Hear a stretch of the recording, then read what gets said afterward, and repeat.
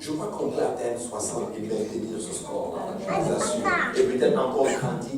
Écoutez, nous avons besoin de prier. Si nos réunions de prière augmentent, je ne sais même pas si vous l'avez remarqué.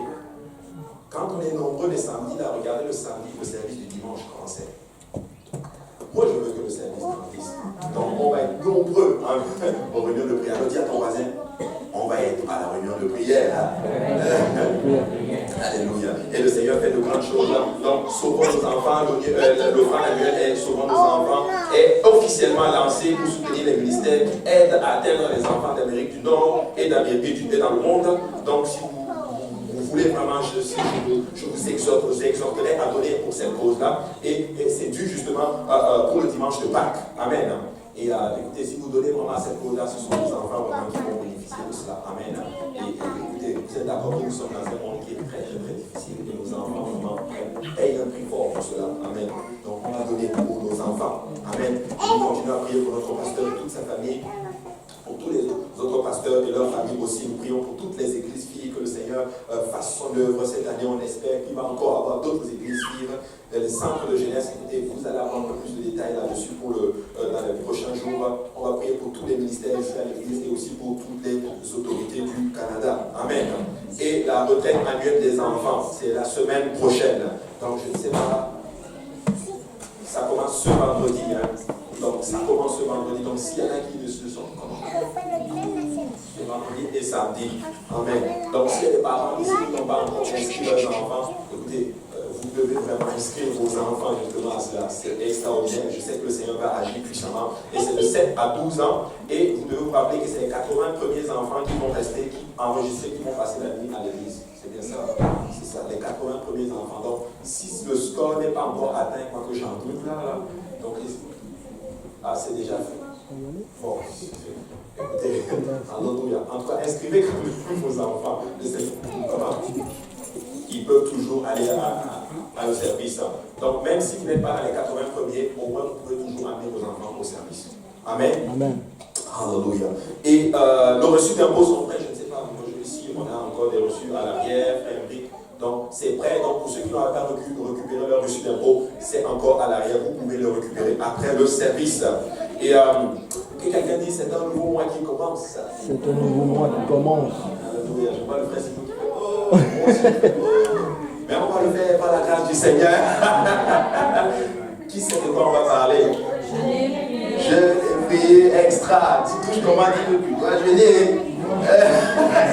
Écoutez, j'ai appris quelque chose. Tu sais, si tu demandes l'aide au Seigneur, il va te donner la force de jeûner. Moi, je crois ceci, je ne jeûne pas par mes propres forces. Je jeûne par la grâce du Seigneur.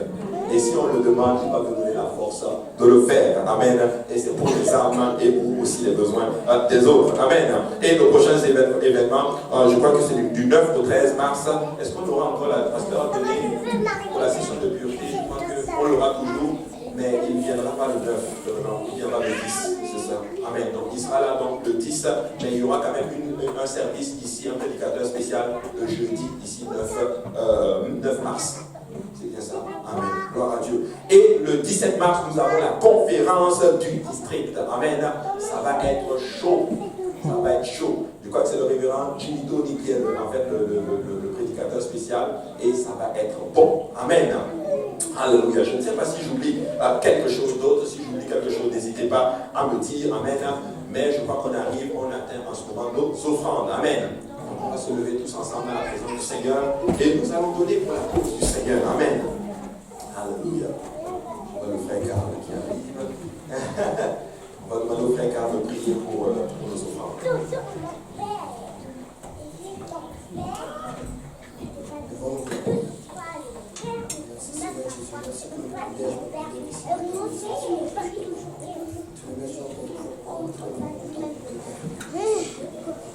Merci pour la croix, merci pour ton faveur, Seigneur Jésus, à travers la croix, Seigneur, tu nous as permis d'accès à ton Saint-Esprit, Seigneur Jésus, Papa, pour nous aider, Seigneur Jésus, Papa, à travers notre Seigneur Jésus, Papa, alors que nous venons de notre Papa, avec une infime partie de ce que tu nous as donné, Seigneur Jésus, Papa, nous demandons, Papa, de purifier, de sanctifier, Papa, de bénir les mains qui ont pu donner, de bénir les mains qui n'ont pas pu, Papa, et que Papa, pour la prochaine fois qu'ils puissent donner, Seigneur Jésus, Papa, et que cette heure puisse servir pour la offrande de ta parole, Seigneur Jésus, ici, à elle, partout dans le monde.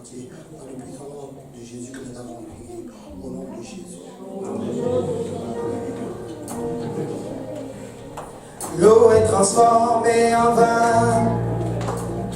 Tu rends la vue aux aveugles. Nul n'est comme toi. Nul comme toi. Dans nos ténèbres tu brilles. Derrière tu nous fais revivre. Nul n'est comme toi. Nul comme toi. Notre Dieu plus grand, notre Dieu plus fort. Dieu, tu es au-dessus de tout autre. Notre Dieu guérit, puissant il agit, il est le Dieu. Notre Dieu plus grand, notre Dieu plus fort. Dieu, tu es au-dessus de tout autre. Notre Dieu guérit, puissant il agit, il est le Dieu. L'eau est transformée en vin. Tu rends la vie aux aveugles. Tu rends la vie aux aveugles. Nul n'est comme toi. Nul comme toi. Dans nos ténèbres tu brilles. Dans nos ténèbres tu brilles. Les rues tu nous fais revivre. Les rues tu nous fais revivre. Nul n'est comme toi. Nul comme toi. Notre Dieu plus grand, notre Dieu plus fort. Dieu, tu es au-dessus de tout autre. Notre Dieu guérit, puissant il agit, il est le Dieu. Notre Dieu plus grand, notre Dieu plus fort. Dieu, tu es au-dessus de tout autre. Notre Dieu guérit, puissant il agit, il est le Dieu. Si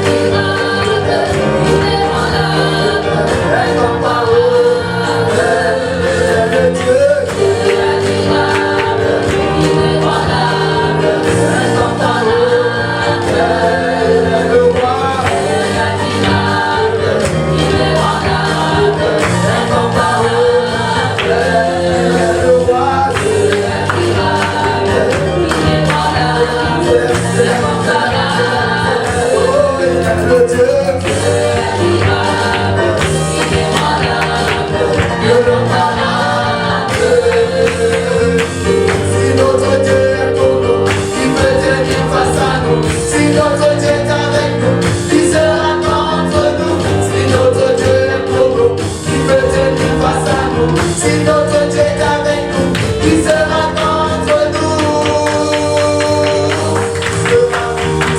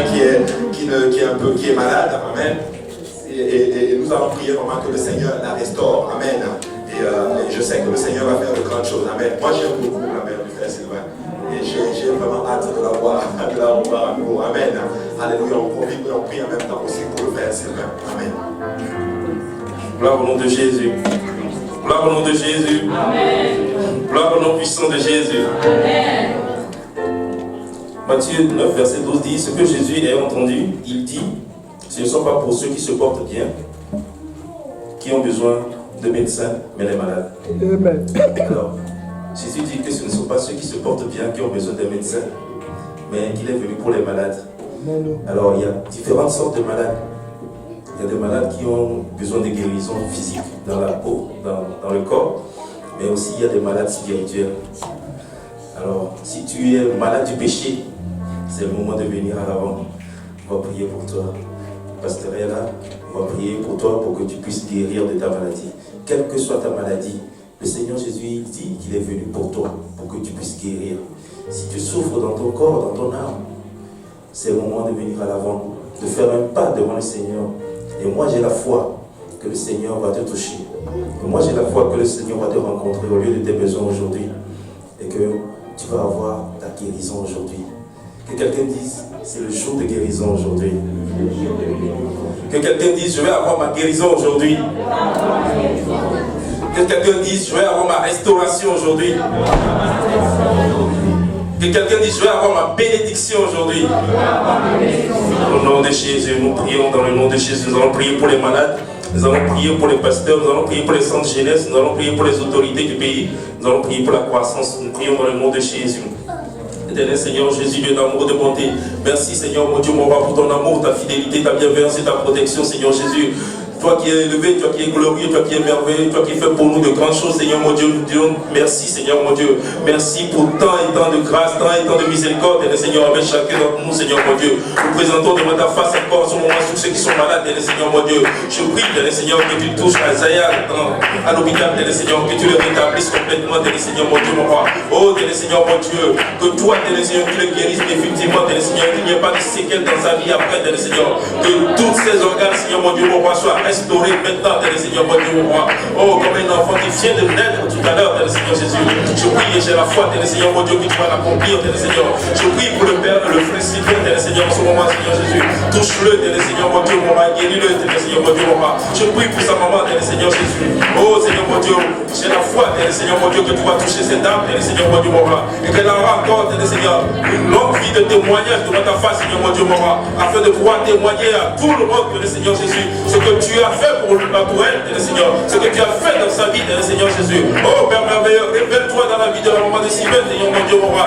Et touche-la là où elle se trouve maintenant, Seigneur mon Dieu. Et dans ta main, Seigneur mon Dieu, mon roi. Et relève-la, Seigneur Jésus. Donne la victoire sur la maladie, Seigneur mon Dieu, mon roi. Pour la gloire de ton nom, Seigneur Jésus. J'ai la foi, Seigneur Jésus, que tu vas l'accomplir, Seigneur. Merci, Seigneur Jésus, pour tout ce que tu vas accomplir dans la vie de quelqu'un ici, Seigneur. Tous les personnes, Seigneur, qui ont fait un pas de foi, Seigneur, venant devant ta face, qui ont fait un pas de foi, Seigneur Jésus, en venant devant toi, Seigneur Jésus. Oh, qui ont la ferme conviction que toi seul est le Dieu qui est capable de faire quelque chose pour eux. Toi seul est le Dieu qui a la puissance de faire quelque chose pour eux. Toi qui es le Dieu, Seigneur mon Dieu. Oh, qui a la volonté de faire quelque chose pour eux, Seigneur. Je déclare la guérison sur leur vie maintenant dans le nom de Jésus, Seigneur. Je déclare, Seigneur, la restauration dans leur vie maintenant dans le nom de Jésus, Seigneur, mon Dieu, mon roi. Je déclare, Seigneur, oh, ces personnes libres du péché maintenant dans le nom puissant de Jésus. Oh, Seigneur, révèle-toi, Seigneur, mon Dieu, mon roi. Guéris toutes les malades, Seigneur, mon Dieu. Guéris tous les malades, Seigneur Jésus. Car tu déclares dans ta parole, Seigneur, que tu es le Dieu qui guérit toutes les maladies, Seigneur. Il n'y a aucune maladie qui soit au-delà de ton amour pour nous, Seigneur Jésus. Oh, Seigneur, mon Dieu, mon roi. Béni soit ton nom, Seigneur. Je te rends grâce, Seigneur Jésus. Oh, pour la guérison que tu vas apporter ici, Seigneur Jésus. Pour la guérison que tu vas apporter dans nos familles, Seigneur Jésus. Pour la guérison que tu vas apporter dans la vie de quelqu'un qui est au loin, Seigneur, mon Dieu, mon roi. Oh, je prie que tu le touches quelque part, Seigneur. Pour la gloire de ton nom, Seigneur Jésus. Nous allons prier, Seigneur Jésus, pour la croissance, Seigneur Jésus. Nous voulons, Seigneur, croire en toi, Seigneur Jésus. Nous voulons croire devant ta face, Seigneur, mon Dieu, mon roi. Nous voulons, Seigneur, partir d'un point A pour arriver à un point B, Seigneur Jésus. Mais nous ne voulons pas nous asseoir au point B, mais nous voulons aller encore pousser, Seigneur Jésus. Et ainsi de suite, Seigneur, mon Dieu, mon roi. Oh, Seigneur Jésus, c'est ce que nous voulons avec toi, Seigneur. Et nous avons la foi qu'avec ton aide, Seigneur, nous allons pouvoir y parvenir, Seigneur, mon Dieu, mon roi. Montre-nous jour après jour, Seigneur, les choses que nous devons changer dans notre marche avec toi, Seigneur Jésus. Montre-nous jour après jour, Seigneur, mon Dieu, mon roi. Comment nous devons faire pour pouvoir y arriver, Seigneur Jésus. Révèle-toi, nous jour après jour, Seigneur, mon Dieu. Et donne-nous, Seigneur, mon Dieu, la force et la force, Seigneur, et la puissance de pouvoir faire ta volonté, Seigneur Jésus. Béni soit ton nom, toi qui es élevé, Seigneur, mon Dieu. Nous voulons, Seigneur, aller chercher des âmes pour toi, Seigneur Jésus. Je prie pour toutes les âmes perdues dans ce secteur de la vie. Je prie pour toutes les âmes perdues dans cette ville, Seigneur Jésus, Montréal, Seigneur Jésus. Oh, Seigneur, agis dans leur vie, Seigneur, mon Dieu. Attire-les à toi, Seigneur Jésus. Permets que quelqu'un puisse les toucher, Seigneur, mon Dieu. Permets qu'ils puissent rencontrer quelqu'un, Seigneur, mon Dieu, afin que leur vie soit changés, transformés, Seigneur. Et que, Seigneur mon Dieu, ils aient l'opportunité d'entendre cet évangile, Seigneur mon Dieu. Et qu'ils aient l'opportunité de pouvoir venir à toi, Seigneur Jésus. Et d'obéir à cet évangile pour la gloire de ton nom, Seigneur Jésus. Afin que tes Seigneur mon Dieu, mon roi, oh Seigneur Jésus, qu'ils puissent avoir part à ce héritage céleste que tu nous prépares, Seigneur mon Dieu, mon roi. Béni soit ton nom, Seigneur Jésus. Béni sois-tu, Seigneur mon Dieu, mon roi. Béni sois-tu, comme Dieu, le Dieu d'éternité, Seigneur mon Dieu, mon roi. Je prie pour toutes les évangélisations, Seigneur. Pour tous les points, Seigneur mon Dieu, mon roi. Pour tous les ouvriers, Seigneur, qui sont évangélisés, Seigneur mon Dieu. Oh, Père merveilleux, Seigneur Jésus. Oh, faire rencontrer, Seigneur mon Dieu, quelqu'un, Seigneur, qui a faim et soif de toi, Seigneur mon Dieu, mon roi. Par ces personnes-là, Seigneur Jésus. Et que sa vie soit changée, transformée. Je prie pour que, Seigneur, de nouveaux ouvriers puissent venir dans ta moisson, Seigneur. La moisson est immense, Seigneur mon Dieu. Il y a plein de gens qui ont besoin d'entendre ta parole, Seigneur. Il y a plein de gens qui ont besoin d'entendre cet évangile, Seigneur mon Dieu, mon roi. Oh Seigneur, envoie des ouvriers. Envoie des ouvriers dans ton champ, Seigneur Jésus. Pour la gloire de ton nom, Seigneur mon Dieu, mon roi. Je prie, Seigneur Jésus, pour les pasteurs, Seigneur mon Dieu, mon roi. Je prie, Seigneur mon Dieu, pour le pasteur Carosi, Seigneur Jésus. Je prie pour le pasteur Abou, Seigneur mon Dieu. Je prie, Seigneur mon Dieu, oh, pour tous les autres pasteurs, pour le pasteur Grave, ainsi que sur tous les autres pasteurs, Seigneur mon Dieu, mon roi, qui sont sous leurs autorités, Seigneur. Oh, Seigneur, touche-les maintenant, Seigneur, ainsi que leur famille, Seigneur. Et dans ta main, œuvre dans leur vie, Seigneur mon Dieu, mon roi. Donne-leur la vision, Seigneur. Donne-leur l'onction, Seigneur mon Dieu, mon roi. Bâtis autour de muraille, façon de feu, Seigneur. Ne permets pas que l'ennemi s'entraîne à eux, Seigneur mon Dieu. Parce que la volonté de l'ennemi, Seigneur mon Dieu, c'est de s'emparer du berger afin que les brebis, Seigneur, soient désemparées, soient dispersées, Seigneur Jésus. Oh, Seigneur, telle n'est pas ta volonté. J'ai la foi, Seigneur mon Dieu, mon roi, que tu vas les garder précieuses pendant le feu de ta main. Oh, que tu vas les épargner de tout trouble, Seigneur Jésus. Et que, Seigneur mon Dieu, jour après jour, oh, tu vas tracer le chemin devant eux, pour demander, Seigneur mon Dieu, mon roi. Et que tu vas les prendre par la main, Seigneur, et les conduire dans ce chemin-là, Seigneur Jésus. Afin que, Seigneur, ils conduisent tes brebis, Seigneur Jésus, jusqu'à bon port, pour la gloire de ton nom, Seigneur mon Dieu. Béni soit ton nom, Seigneur Jésus. Je prie encore, Seigneur Jésus, pour les centres de Genèse, Seigneur mon Dieu. Je prie, Seigneur, pour tous ces lieux, Seigneur, où des jeunes sont gardés, Seigneur, où des jeunes, Seigneur, sont livrés à eux-mêmes, Seigneur mon Dieu. Où des jeunes, Seigneur mon Dieu, sont livrés à la prostitution, Seigneur. Oh, sont livrés, Seigneur, à toutes sortes de vies, Seigneur Jésus. Je prie, Seigneur mon Dieu, que tu les arraches, Seigneur, de ces lieux, Seigneur. Je prie que tu ouvres une porte devant eux, Seigneur mon Dieu. Je prie que tu leur donnes une autre opportunité, Seigneur. Tu as quelque chose de meilleur pour eux, Seigneur Jésus. Il y a quelque chose de nettement mieux pour eux, Seigneur mon Dieu, mon roi. Permettez, Seigneur mon Dieu, mon roi, qu'ils puissent rentrer dans ton alliance, Seigneur mon Dieu. Permettez, Seigneur, qu'ils puissent être arrachés, Seigneur mon Dieu, mon roi. Oh, de cette lieu, Seigneur mon Dieu, mon roi, pour pouvoir rencontrer, Seigneur mon Dieu, faire ta volonté pour la gloire de ton nom, Seigneur Jésus. Oh, Seigneur Jésus, souviens-toi de tous ces jeunes, Seigneur mon Dieu. Souviens-toi de tous ces jeunes qui sont partis dans ces lieux, Seigneur. Souviens-toi de tous ces jeunes qui traînent un peu partout dans les territoires, Seigneur. Souviens-toi de tous ces jeunes qui sont accros, Seigneur, à la drogue, Seigneur, sont morts, arrache-les, Seigneur, de toutes ces choses pour la gloire de ton nom, Seigneur mon Dieu. Je prie, Seigneur, pour les autorités de ce pays, Seigneur Jésus.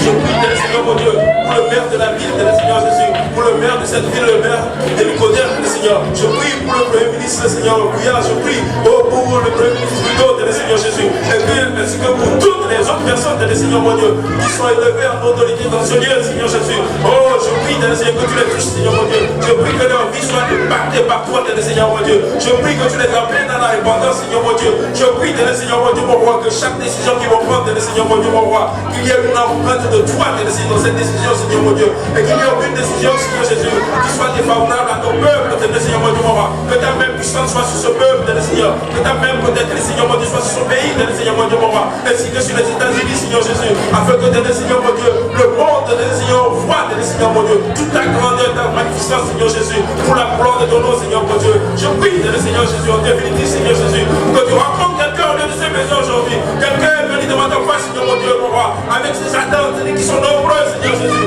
avec Seigneur, et ces choses, Seigneur mon Dieu, mon roi, qu'il pense qu'il ne peut pas surmonter, Seigneur Jésus. Mais tu es le Dieu qui est au-delà de toutes choses, Seigneur. Tu es au-delà de toute pensée, Seigneur mon Dieu. Tu es au-delà de tout désir, Seigneur mon Dieu, mon roi. Tu es au-delà de toute difficulté, Seigneur mon Dieu. Je prie que tu les rencontres bien, Seigneur mon Dieu. Je prie que la vie de quelqu'un soit changée, Seigneur mon Dieu. Je prie qu'il y ait un impact positif dans la vie de quelqu'un, Seigneur mon Dieu, mon roi. Pour la gloire de ton nom, Seigneur, j'ai la foi, Seigneur Jésus. Je te dis merci, Seigneur. Merci Dieu de gloire, Seigneur. Merci Dieu de bonté, Seigneur mon Dieu, mon roi. Oh, pour toutes les réponses, Seigneur, que tu as déjà fait, Seigneur. Pour toutes les prières que tu as associées dans ce lieu, Seigneur mon Dieu, mon roi. Et dans pas longtemps, Seigneur mon Dieu, nous allons les voir et se concrétiser dans la chair, Nous allons le voir se réaliser dans la vie de chacun d'entre nous pour la gloire de ton nom. Merci Seigneur. Merci éternel des oreilles. Nous disons au nom de Jésus. Au nom de Jésus. Au nom de Jésus. Que le peuple de Dieu dise au nom de Jésus.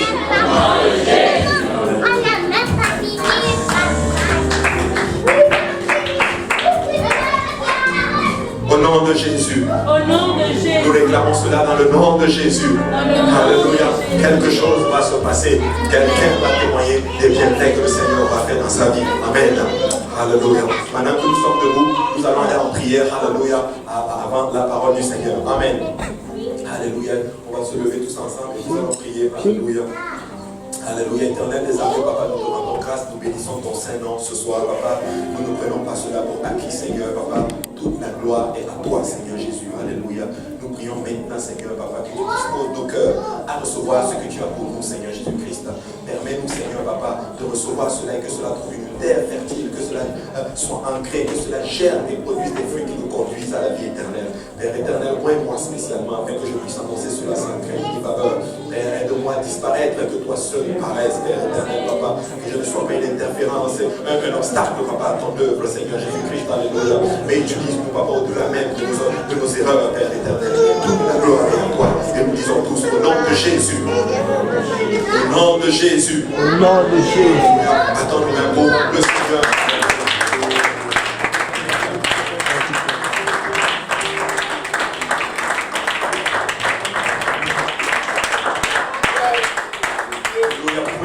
Dans la présence du Seigneur. Alléluia. Waouh, extraordinaire. Le frère Samuel. Alléluia.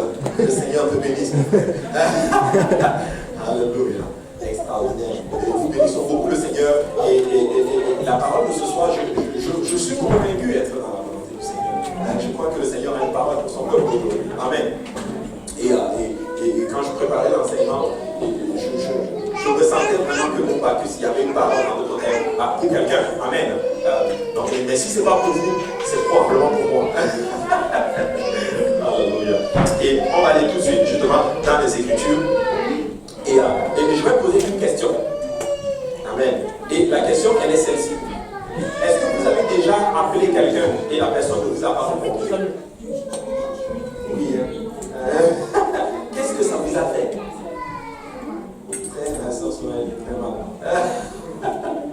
Amen. C'est sûr, c'est pas plaisant quand on appelle et qu'on ne te répond pas. Genre, tu appelles quelqu'un au téléphone, appel en absence, 2 appels en absence, 3 appels en absence, pas de retour. Amen. On ne veut pas cela. On aime bien justement quand on appelle qu'on nous réponde. Amen. Mais aujourd'hui, je vais enseigner sur le fait d'appeler au Seigneur, invoquer le nom de l'Éternel. Amen. Qui aimerait que quand il invoque le Seigneur répond? Amen. Moi j'aimerais cela, alléluia. Mais vous savez quoi, la Bible dit que le Seigneur dit invoque-moi, je te répondrai. C'est tellement clair et simple. La Bible dit invoque-moi et je vais te répondre. Amen. Alléluia. Mais on va se lever tous ensemble et on va lire juste un passage. C'est juste mon passage d'introduction. Je vais juste reprendre ma leçon et voilà. Et yes. Alléluia. On va aller dans Genèse chapitre 4. On va lire le verset 25, du verset 25 à 26. Donc Genèse chapitre 24, du verset 25 à 26. Donc la Bible dit, je lis au nom de Jésus, Adam connut encore sa femme, elle enfanta un fils et l'appela du nom de Seth. Car, dit-elle, Dieu m'a donné un autre fils à la place d'Abel que Caïn a tué. Seth eut aussi un fils et il l'appela du nom d'Enoch. C'est alors que l'on commença à invoquer le nom de l'Éternel. C'est alors que l'on commença à invoquer le nom de l'Éternel. Amen. Vous pouvez prendre place dans la maison du Seigneur. Genèse 4, 26. After you. Good. J'aime ça. C'est un chrétien de Béret. Ils sont les Écritures pour savoir ce qu'on dit. Alléluia. Effectivement. Et comme je le disais tantôt, personne d'entre nous n'aimerait justement, en passant, le prédicateur subit Alléluia. Elle est bonne, c'est là. Mais je suis un prédicateur spécial.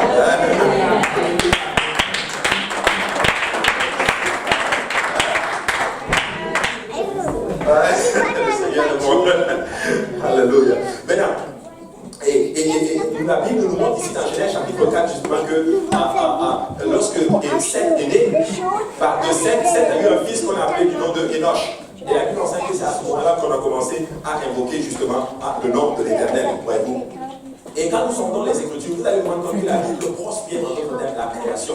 Et vous avez tous eu à étudier le livre de Genèse. Vous avez étudié Genèse chapitre 1, chapitre 2, vous avez fait l'étude biblique. Certains d'entre vous peuvent faire l'étude biblique. Là, vous pouvez même citer littéralement par cœur dans notre thème l'étude biblique. Amen. Mais nous avons appris beaucoup de choses à travers justement, explorant la parole du Seigneur. Mais c'est quelque chose de particulier, c'est que nous voyons dans Genèse chapitre 4, la Bible dit que Adam a connu sa femme, et qu'ils ont eu 2 fils. Donc nous savons que Caïn est le premier fils et Abel est le second. Nous le savons ceci. Et la Bible enseigne justement que par des circonstances, il arrive à un moment donné que le Seigneur demande un sacrifice. Abel donne le sacrifice qui plaît à Dieu, mais Caïn ne donne pas le sacrifice qui plaît à Dieu et Dieu rejette Caïn. Amen. Ça c'est ce que la Bible nous enseigne. Et la Bible enseigne dit que par jalousie, qu'est-ce qu'il fait? Il tue son frère. Amen. Il a tué littéralement son frère. Mais j'aimerais attirer votre attention. Le Seigneur va nous montrer quelque chose dans ce passage. Et je crois que vous allez être d'accord avec moi. Allons dans Genèse chapitre 4. Et on va commencer à partir du verset, disons 5.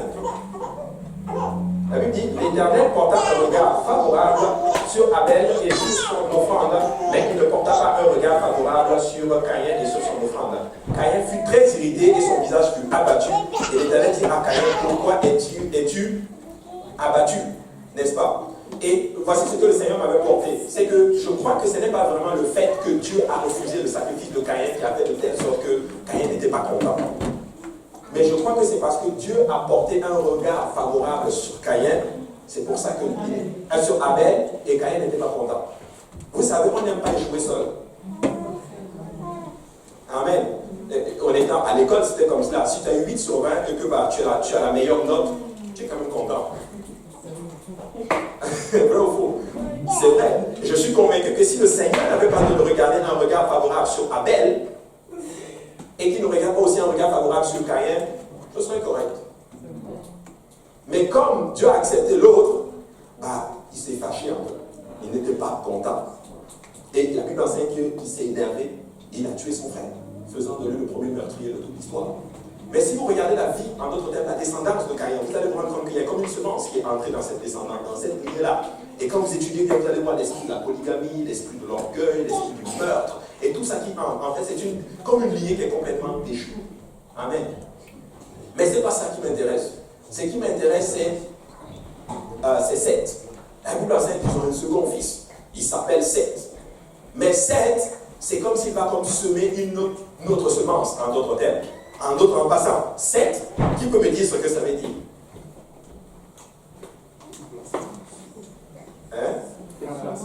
Comment? Séparation. Remplacement. Voilà, en fait, un remplacement, littéralement. C'est ce que ça veut dire littéralement Seth. J'ai pris la définition ici. Seth veut dire comme une compensation mise à la place d'eux. Et je suis là pour dire à quelqu'un, tu sais, si tu as perdu quelque chose et que si le diable t'a volé quelque chose, Dieu va le remplacer. Dieu va te donner quelque chose encore de meilleur. On avait tué son enfant. Dieu a donné un autre fils. Et Dieu va faire de telle sorte que de ce fils va sortir un autre fils. Et à partir de ce fils, on commence à invoquer le nom de l'Éternel. Une semence extraordinaire. Alléluia. Et la Bible dit qu'à partir justement de Enoch, qui est le fils de Seth, qui veut dire compensation, littéralement, on a commencé à invoquer le nom de l'Éternel. Maintenant, le mot invoqué ici dans ce verset, quand on a lu dans Genèse chapitre 4, c'est le mot kara, en d'autres termes, en hébreu. Kara, ça veut dire ceci, ça veut dire appeler, crier, émettre un son bruyant, appeler, crier fort, proclamer, lire à haute voix, c'est les définitions des synonymes, se lire, convoquer, inviter, appeler, ordonner, désigner, appeler, doter, appeler et doter, appeler, nommer, donner un nom, appeler par le nom. Donc, frère, on peut donner plusieurs synonymes au mot kara. Être appelé, être convoqué. Donc, la Bible est en train de dire littéralement qu'à partir d'Enoch, on a commencé littéralement à appeler le Seigneur à haute voix. On a commencé à crier littéralement à Dieu. Mais ce qui est pertinent avec cela, justement, c'est que quand vous regardez dans leur temps à eux, le mot, en d'autres termes, invoquer, ça veut dire quoi? Ça veut dire supplier. Supplier Dieu. C'est comme mendier littéralement à Dieu. Pourquoi je parle de cela aujourd'hui? Parce qu'en fait, aujourd'hui, les chrétiens ont mal compris le mot invoquer le nom de l'Éternel. Beaucoup viennent et quand ils invoquent à Dieu, c'est comme s'ils donnent des ordres à Dieu. Fais ça, fais ça, fais ça, fais ça, fais ça. Non, la Bible dit que nous devons donner des supplications à Dieu. Nous devons supplier Dieu. Dieu est un roi et il mérite l'honneur et la supplication. Je ne vois pas quelqu'un qui va se lever, qui va aller voir Justin Trudeau. Écoute, donne-moi ma résidence permanente, donne-moi la nationalité, donne-moi un travail qui paye 100 000 $, donne-moi ceci, donne-moi cela. Tu ne fais pas cela. Quand tu vas d'abord, quand tu rentres déjà dans son bureau, tu fais très attention à tes mots. Tu fais attention à comment tu te places. Parce que tu es en face d'une autorité. Mais c'est la même chose aussi avec le Seigneur. Parce que le mot invoqué a perdu littéralement de son sens. Amen. Ça a perdu littéralement de son sens. Mais quand vous rentrez dans les Écritures, pourquoi je parle du nom invoqué aujourd'hui? Parce que vous allez réaliser quelque chose ce soir. Pourquoi je parle de cela? Parce que quand vous rentrez dans les Écritures, on ne parlait pas des chrétiens. Enfin, les premiers hommes, on ne les appelait pas des chrétiens. Même le mot juif, il n'est pas venu, on ne le voit même pas dans le mot juif, dans les premiers chapitres de Genèse. Donc, les gens de Dieu, comment on les appelait? On les appelait ceux qui invoquent le nom de l'Éternel. C'est comme ça qu'on les appelait. Ceux qui invoquent le nom de l'Éternel. Donc, nous, aujourd'hui, nous sommes ceux qui invoquent le nom de l'Éternel. Et vous allez savoir aujourd'hui, en fait, je veux vraiment vous amener à une place pour relier le fait d'invoquer le nom du Seigneur avec le salut. Amen. Et vous allez comprendre cela. Maintenant, on va aller dans 1 Chronique chapitre 4, verset 9. Si quelqu'un là, la Bible peut le lire. Amen. Tiens, on va interagir aujourd'hui. Alléluia. Celui qui l'a, il peut le lire. 1 Chronique chapitre 4, verset 9. Javel était plus considéré que ses frères. Sa mère lui donnant le nom de Javel, disant, c'est parce que je l'ai enfanté avec douleur. Continue, verset 10, oui. Javel invoqua le Dieu d'Israël en disant, si tu me bénis et que tu étendes mes limites, si ta main est avec moi, si tu me préserves du malheur, en sorte que je ne sois pas dans la souffrance, afin que je ne sois pas dans la souffrance. Et Dieu accorda ce qu'il avait demandé. Amen. Dieu lui accorda. Mais qui est ce Jaïbet? Écoutez, quand je venais, je regardais un peu, en passant, j'aime bien aussi souvent aller regarder dans les mots. Bon, je ne vais pas vous donner ce... il y a un logiciel. Ok, bon, on va dire eSword. Quand tu vas sur eSword, ok, il y a un logiciel sur enseignement.com, n'allez pas sur enseignement.com. Il y a un logiciel là-bas où ça te donne les strong, c'est-à-dire que les mots hébreux en français. Okay. C'est bon, parce que pourquoi? Parce que quand tu prends le mot, il te donne tous les mots dans quel verset il se trouve. Amen. Pourquoi je ne vais pas vous donner? Parce que c'est un site pas bon, c'est un site écuménique, mais je prends juste parce qu'ils ont un outil qui est très important. Donc, ne prenez pas les enseignants qui sont là-dessus, c'est pas bon. Amen. Amen. Mais vous pouvez utiliser l'outil. Amen. C'est ils ont la Bible et ça te donne les mots en hébreu, en grec et tout. Amen. Et c'est traduit en français. Amen. Je ne sais pas si je peux bien te dire ça là. Faites comme si je n'ai rien dit. Alléluia. Mais c'est bon. Donc, Jaïbet, en fait, si vous voulez, ça veut dire souffrance ou douleur. Amen. Souffrance ou douleur. Pourquoi ce verset? Parce que quand vous étudiez bien ce passage-là, Jaïbet, en fait, si vous voulez, qu'il était, en fait, si vous voulez, le chef de la famille de Caleb, en fait. Maintenant, pourquoi il porte son nom, douleur? Le verset 10 nous le dit, il dit que sa mère, quand elle le concevait, il est né dans la douleur et dans la souffrance. Et sa mère lui a donné justement ce nom, Jaïbet. Et ce personnage est très très très pertinent parce que c'est comme si la circonstance a généré le nom de Jaïbet. Parce que sa mère a souffert, il lui a donné en d'autres termes ce nom, souffrance. Donc quand on disait Jaïbet, c'est comme si ça le rappelait en d'autres termes, je suis quelqu'un de souffrant. En fait, je suis la souffrance, littéralement. Ou à cause de moi, la souffrance naît, littéralement. Vous savez qu'il y a des noms qui sont très très difficiles à porter. Et je ne comprends pas comment des parents peuvent arriver à une place où tu donnes des noms à tes enfants, mais des noms pas du tout positifs, des noms hyper négatifs. Comment on peut appeler son enfant souffrance, négative, douleur? Mais c'est ce qu'elle a fait. Écoutez, quand je préparais cette leçon, Dieu m'a donné une parole. Voici ce que Dieu m'a dit. Ne permets jamais à ta situation de générer ton nom. Mais ton nom doit générer ta situation. Je ne peux pas permettre à mes situations négatives de générer mon nom. Non, pas du tout. Écoutez, moi je ne m'appelle pas souffrance. Moi je m'appelle bonheur. Moi je m'appelle Jésus. Alléluia, c'est très important. Écoutez, ce pasteur-là, il n'avait rien pour réussir littéralement. Sa mère, parce qu'elle habite au monde, dans la douleur, va trouver juste normal de lui donner en d'autres termes le nom de Jaïbeth, et cela veut dire souffrance, ou littéralement celui qui cause ou qui causera en d'autres termes la souffrance. Mais laissez-moi vous dire que Jaïbeth ne va pas s'arrêter là. Jaïbeth va dire, ok, parfait, maman, papa, vous m'avez donné le nom de souffrance, mais moi je vais changer cela. Je vais changer cela. Tu sais, tu peux changer ton histoire. Tu peux changer ton passé. Et j'ai dit à quelqu'un quand je le baptisais là, ce matin, je lui ai dit, écoute, je ne sais pas, le Seigneur m'a donné cette parole pour lui. Ne permets jamais à ton passé de décider de ton futur. Non. Oui, le passé est mauvais. Mais le passé ne doit pas influencer le futur. Mais la Bible enseigne que Jaïbeth va faire quelque chose de particulier. Et nous l'avons lu au verset 9. La Bible dit, Jaïbeth était le plus considéré de ses frères, que sa mère lui donna le nom de Jaïbeth en disant, c'est parce que je l'ai enfanté avec douleur. La Bible dit au verset 10, Jaïbeth invoqua le nom de l'Éternel. Et dans ce verset, c'est encore le mot Kara qui apparaît. Il a invoqué le nom, le Dieu d'Israël en disant, si tu me bénis, et que tu étendes mes limites, si ta main est avec moi, et tu me préserves du malheur, en sorte que je ne sois pas dans la souffrance. Je ne sais pas si c'est la même chose. Regardez, il y a un point d'exclamation, point, probablement qu'il a dit d'autres choses. Et la Bible dit, j'aime beaucoup, la Bible dit, et Dieu accorda ce qu'il a fait. Je ne sais pas si vous réalisez quelque chose. Il parle, il demande, point d'exclamation, la Bible dit que Dieu lui a accordé ce qu'il avait demandé. C'est juste pour dire que quand tu invoques le nom de l'Éternel, Dieu te donne ce que tu demandes. Quelqu'un doit apprendre aujourd'hui à invoquer le nom de l'Éternel. Des fois, nous pensons que lorsque nous crions, nous faisons beaucoup de choses, nous pensons que nous avons invoqué le nom de l'Éternel. Mais laissez-moi vous dire que vous allez comprendre qu'aujourd'hui, ça veut dire quoi? Invoquer le nom de l'Éternel. Jaïbeth a invoqué le nom de l'Éternel alors qu'il s'appelait souffrance. Écoutez, je ne sais pas quelle est ta vie aujourd'hui. Peut-être qu'il y a beaucoup de souffrances autour de toi. Peut-être qu'il y a beaucoup de choses, beaucoup de liens du passé qui te rongent. Et ça détermine littéralement ce que tu es. Mais laisse-moi te dire que si tu invoques le nom de l'Éternel ce soir, le Seigneur te rencontrera au lieu même de tes besoins. J'ai souvent dit ceci à certaines personnes.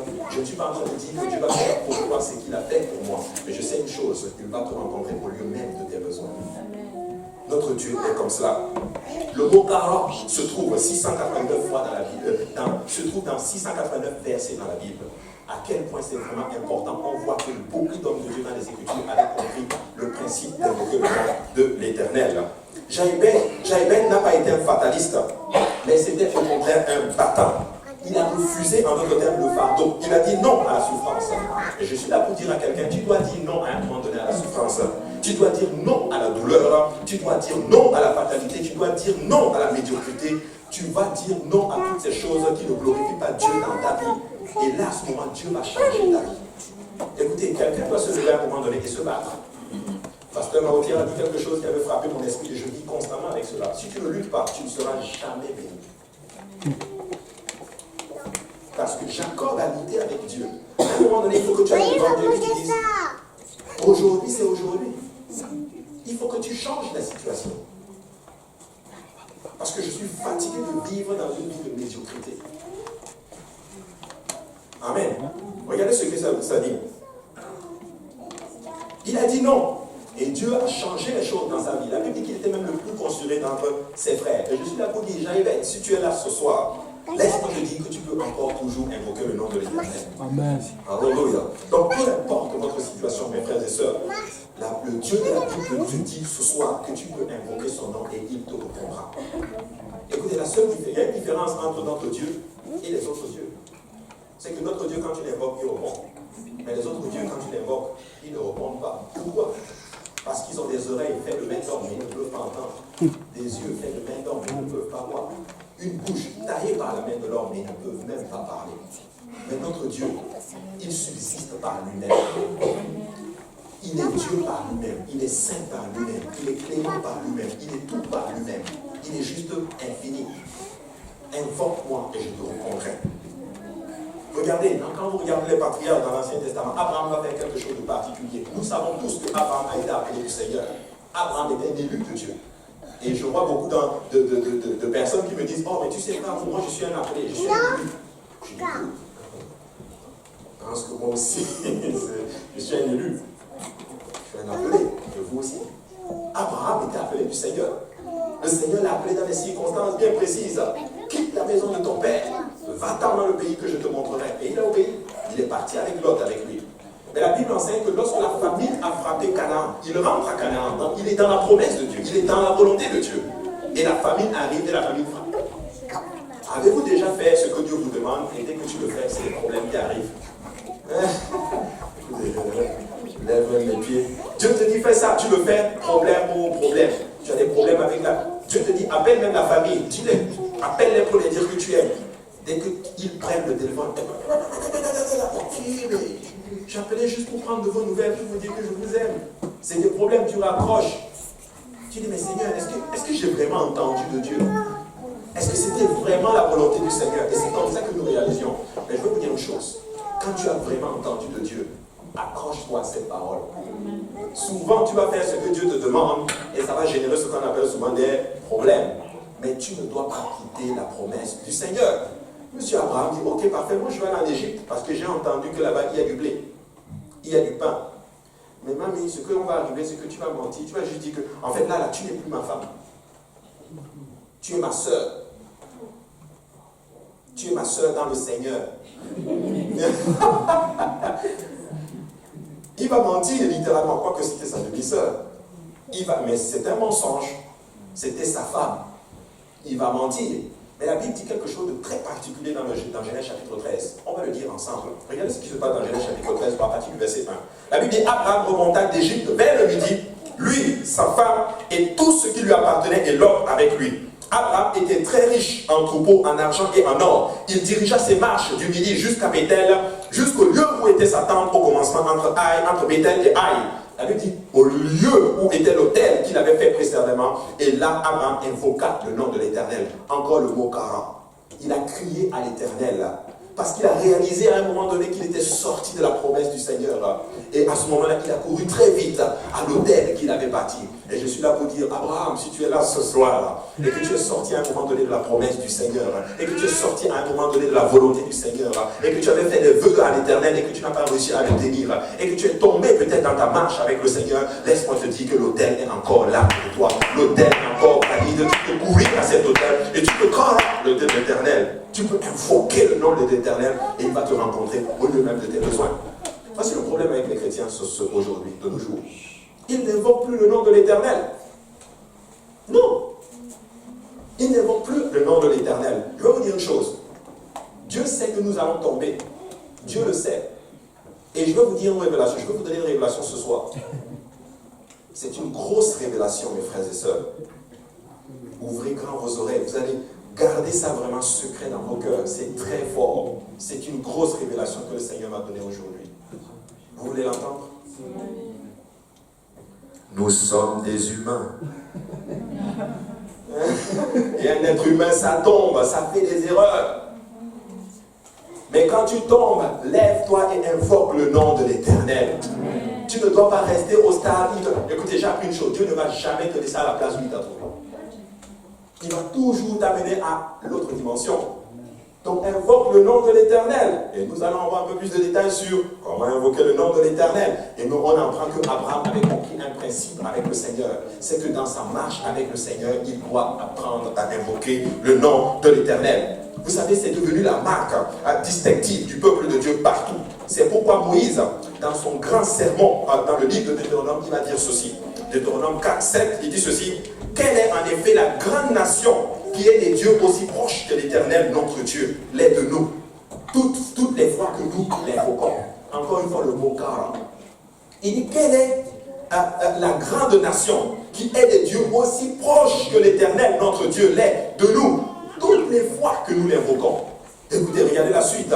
Et quelle est la grande nation qui ait des lois et des ordonnances justes comme toutes ces lois que je vous présente aujourd'hui. Seulement prends garde à toi et veille attentivement sur ton âme tous les jours de ta vie, de peur que tu n'oublies les choses que tes yeux ont vues et qu'elles sortent de ton cœur. Enseigne-les à tes enfants et aux enfants de tes enfants. Waouh! Quel passage extraordinaire il est en train de dire ici. Il a dit fais gaffe, prends garde, fais attention, veille attentivement sur ton âme.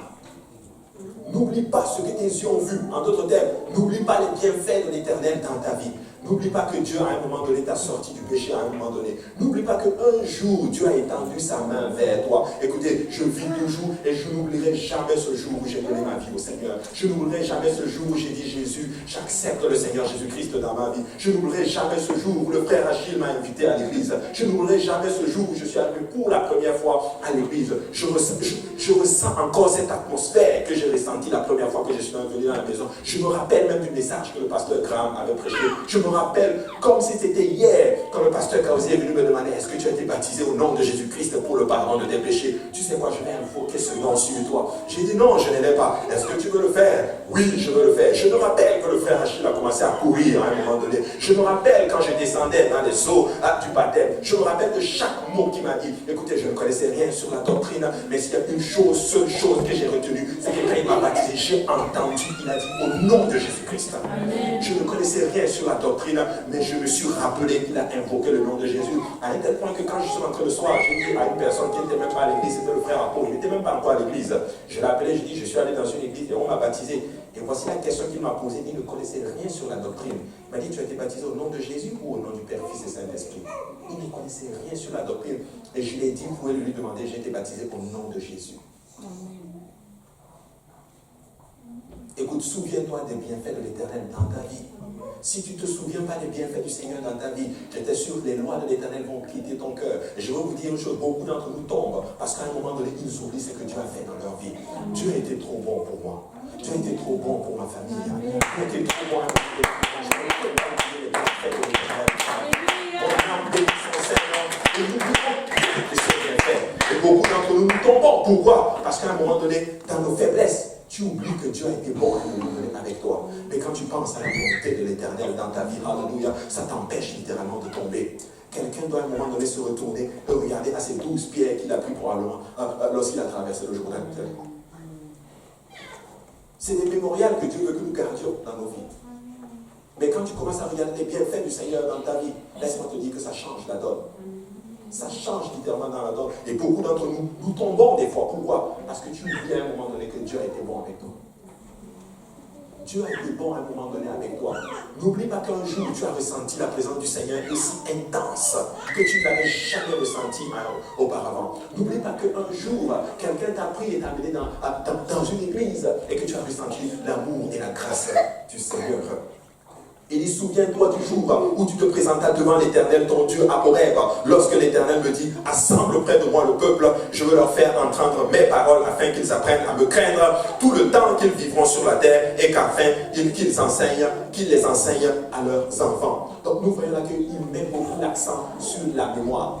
Sur la mémoire. Écoutez, je prône et je prêche ceci. C'est bon souvent d'avoir un cahier où tu mets les bienfaits du Seigneur dans ta vie. C'est très bon. Tu gardes cela. Quand tu passes par des moments difficiles, tu prends, tu livres. Le Seigneur a été bon avec moi à un moment donné. Le Seigneur a été bon à un moment donné avec moi. Maintenant, j'ai une question à poser à quelqu'un. As-tu déjà invoqué le nom de l'Éternel dans ta vie? Psaume chapitre 18, verset 1 dit ceci. Au chef des chantres du serviteur de l'Éternel, de David, qui adressa à l'Éternel les paroles de ce cantique. Lorsque l'Éternel l'eut délivré de la main de tous ses ennemis et de la main de Saul, il dit, je t'aime, ô Éternel, ma force. Éternel, mon rocher, ma forteresse, mon libérateur. Mon Dieu, mon rocher, où je trouve un abri, mon bouclier, la force qui me sauve, ma haute retraite. Je m'écris, loué soit l'Éternel, et je suis délivré de mes ennemis. Écoutez, dans ce verset, le mot je m'écris, c'est encore le mot kara. Invoquer l'Éternel. Il dit, je m'écris, loué soit l'Éternel. Écoutez, je vais vous choquer aujourd'hui. Le mot loué soit l'Éternel, j'ai regardé. Le mot loué dans ce verset, c'est le mot halak. D'où est venu? Alléluia. Donc c'est halak et l'Éternel, c'est Jéhovah. Amen. Donc quand tu dis Alléluia, tu es en train de donner la plus grosse adoration au Seigneur. Et en passant, j'ai fait encore un peu plus de recherche là-dessus. Écoutez, nous savons que le nom de Satan à l'époque, c'était Lucifer. J'ai fait des recherches là-dessus. Le mot Lucifer, c'est le mot en latin qui veut dire brillant ou étoile brillante, littéralement. Mais laissez-moi vous dire que quand vous rentrez en hébreu, bah, le mot brillant, c'est le mot Halel. Halel. Donc, littéralement, le nom de Satan, bah, ça vient littéralement comme de la racine Halel, qui est la racine aussi pour Alléluia. Donc quand tu dis Alléluia, tu es en train d'utiliser l'une des plus grosses adorations. Et la Bible dit, et David dit ceci, j'écris, loué soit l'Éternel, donc Halek, Jéhovah, et la Bible dit, et je suis délivré de mes ennemis. Je crie à l'Éternel, Alléluia, et mes ennemis se dispersent. Quelqu'un doit dire Alléluia au Seigneur.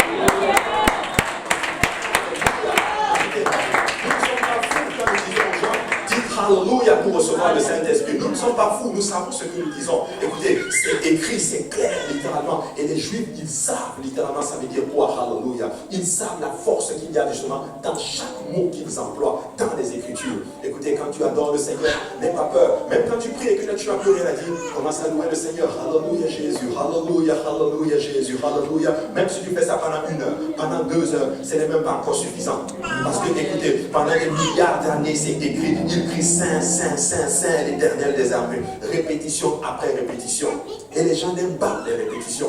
Écoutez, c'est répétitif hein, en passant. Dans la Bible, c'est répétitif. Quand tu dis Alléluia, David est en train de dire loué soit l'Éternel. Et mes ennemis se dispersent. Il invoque le nom de l'Éternel et ses ennemis se dispersent. Regardez, les liens de la mort m'avaient environné et les torrents de la destruction m'avaient épouvanté. Alléluia, peut-être qu'il y a quelqu'un en ce moment qui est peut-être pris dans les liens de la mort. Peut-être qu'il y a des problèmes autour de toi. Moi, je ne connais vraiment pas ta situation. Je ne suis pas dans ses souliers pour ressentir exactement ce que tu ressens. Mais je suis là pour dire à quelqu'un, Alléluia, nous n'avons pas un souverain sacrificateur qui est étranger à nos infirmités. Il ressent exactement ce que tu ressens. Ce que tu ressens, Jésus le ressent aujourd'hui. Même si tu es environné par les liens de la mort, laisse-moi te dire que le Seigneur peut te libérer ce soir. Tu peux juste dire Alléluia au Seigneur. Nous pouvons invoquer le nom de l'Éternel sur toi si ce n'est pas le cas. Et laisse-moi te dire que tes ennemis vont se disperser. Écoutez, quand je prie pour les gens, Alléluia, quand je les baptise, je prie pour eux, je dis Seigneur, précipite le cheval et le cavalier, alors que je vais invoquer ton nom sur lui, efface tout péché. Et je sais que quand j'invoque le nom, les péchés, tous ces ennemis fléchissent les genoux. Parce qu'au nom de Jésus, tout genou fléchit. Le mot ici justement pour je m'écris, loué soit l'Éternel, c'est encore le mot Kara. Invoquer le nom de l'Éternel. Psaume chapitre 18, verset 6, il dit, les liens du sépulcre m'avaient environné. Vous savez, il y a certaines personnes, ils sont mal pris. Ils ont les liens de la mort. Certains d'entre nous, je vous assure, ils frôlent même les idées suicidaires. Parce qu'ils sont tristes par la vie qu'ils mènent. Ils sont tristes par les choses qui les entourent. Et les liens de la mort, en d'autres termes, les environnent. Ils veulent se donner la vie. Ils veulent mourir parce qu'ils sont tristes. Il n'y a plus d'espoir selon eux. Je suis là pour te dire que c'est un mensonge du diable. Il y a de l'espoir. Tant qu'il y a de la vie, il y a de l'espoir pour toi. Les liens de la mort, probablement peut-être, t'ont environné. Mais laisse-moi te dire qu'aujourd'hui, si tu invoques le nom de l'Éternel, le Seigneur est là pour toi. Même s'il reste une seconde de souffle de vie, même quand bien même tu meurs, Dieu est capable quand même de te ressusciter. Il l'a fait dans les Écritures. Lazare est mort pendant combien de temps? 4 jours. Il a appelé Lazare par son nom et Lazare est venu. Amen. Je suis là pour dire à quelqu'un, Dieu est encore dans tes affaires. Au verset 7, il dit, dans ma détresse, j'ai invoqué l'Éternel. Ça c'est encore le mot Kara. David est en train de dire ici, alors que j'étais pris dans les liens. Dans cette détresse, je n'ai pas murmuré. Dans cette détresse, je ne suis pas resté chez moi. Dans cette détresse, je ne suis pas resté là tranquille à accepter la fatalité. Mais dans cette détresse, j'ai invoqué le nom de l'Éternel. Dans cette détresse, j'ai crié à Dieu. Et vous savez quoi? Quand tu cries à Dieu, est-ce que Dieu attend? Non, Dieu n'attend pas. Quand tu cries à Dieu, Dieu, qu'est-ce qu'il fait? Il incline. Et il entend, alléluia. Dieu se déplace. Vous savez, Dieu est un roi. Un roi, c'est quand il est assis sur son trône. Mais s'il s'incline, ça veut dire qu'il se déplace. Il se lève de son siège. Et il entend. Écoutez, ça tombe juste dans mon esprit. Quand on est en train de lapider Étienne, la Bible dit qu'il lève les yeux. Et il voit le Fils de l'homme à la droite de Dieu. Il voit littéralement Jéhovah, le Seigneur Jésus-Christ, alléluia, dans toute sa gloire. Mais écoutez, quand vous regardez ces Écritures, vous voyez Jéhovah littéralement arrêté debout.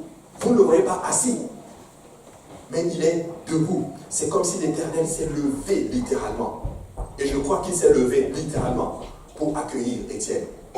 Vous vous rendez compte, un roi dans toute sa majesté qui se lève pour t'accueillir. Écoutez, c'est tout un privilège. Et je sais qu'il va le faire pour moi aussi.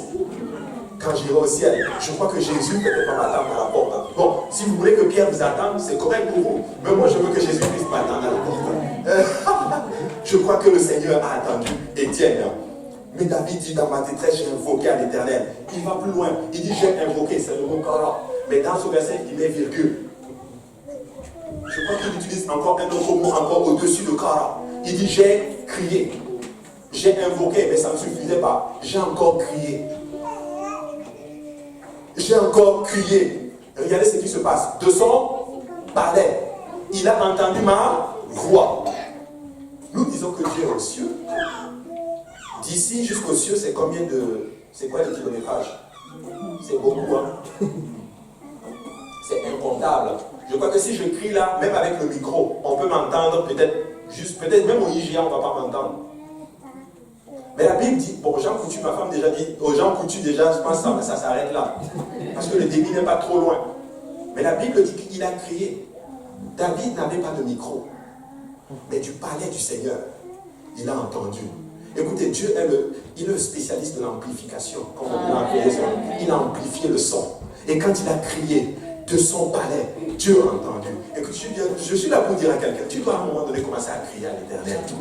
Tu dois crier à Dieu, tu dois invoquer le nom du Seigneur. Tu dois à un moment donné arriver à une place, tu dis que trop c'est trop. Jésus, fils de David, aie pitié de moi. La Bible enseigne que Jésus s'est arrêté. Bartimée avait compris, ça veut dire quoi? Invoquer le nom de l'Éternel. Invoquer le nom de l'Éternel, ça ne veut pas juste dire crier. Ça veut dire que tu cries de tout ton cœur. Ça veut dire que tu veux du Seigneur. Tu attends quelque chose de lui. Quand tu cries Jésus, fils de David, aie pitié de moi. Tu es en train de réaliser à quel point je suis dans une détresse et je n'ai personne d'autre que toi, Seigneur. Je n'ai personne d'autre que toi, Jéhovah. Quelqu'un doit à un moment donné crier à Dieu pour sa famille. C'est de la supplication. Nous ne crions pas pour donner des ordres à Dieu, mais nous crions pour qu'il entende, pour dire, nous sommes dans la détresse, Seigneur. Tu ne peux pas laisser nos familles dans cet état. Tu ne peux pas les laisser dans cette incrédulité, alors que ton retour est proche. Tu dois les sauver, papa. Quelqu'un doit crier à Dieu, dire, Jéhovah, n'oublie pas ma famille. Ne les oublie pas, cette dame qui est là à un moment donné sans son mari, avec des enfants en train de souffrir, qui te cherche, qui pense que la solution se trouve dans le travail, qui pense que la solution se trouve dans les plaisirs du monde, qui pense que la solution se trouve dans le gouvernement. Papa, tu dois entendre le cri de cette dame-là. Écoutez, vous savez, des fois je suis un peu peiné. Il y a un monsieur qui vient ici diriger l'église. Vous ne le connaissez pas, il le fait gratuitement. Il a dit une fois aux sœurs, il vient très tôt le matin, il a dit aux sœurs, je le fais pour Jésus. Je le fais pour Jésus. Il ne prend pas d'argent. Certains même ont essayé même de lui donner quelque chose. Il a dit non, je le fais pour Jésus. Il n'est pas encore baptisé au nom de Jésus. Papa, tu dois sauver cet homme. Tu dois sauver cet homme. Quelqu'un doit apprendre à invoquer le nom de l'Éternel. C'est crier à Dieu à un point de désespoir. Que Dieu entend le cri et de son palais, il entend le cri. Est-ce que ça veut dire que des fois nous crions et Dieu n'entend pas? Je crois que oui. C'est pas moi qui le dis, c'est la Bible. Où Dieu dit lui-même, des fois on crie, il bouge ses oreilles.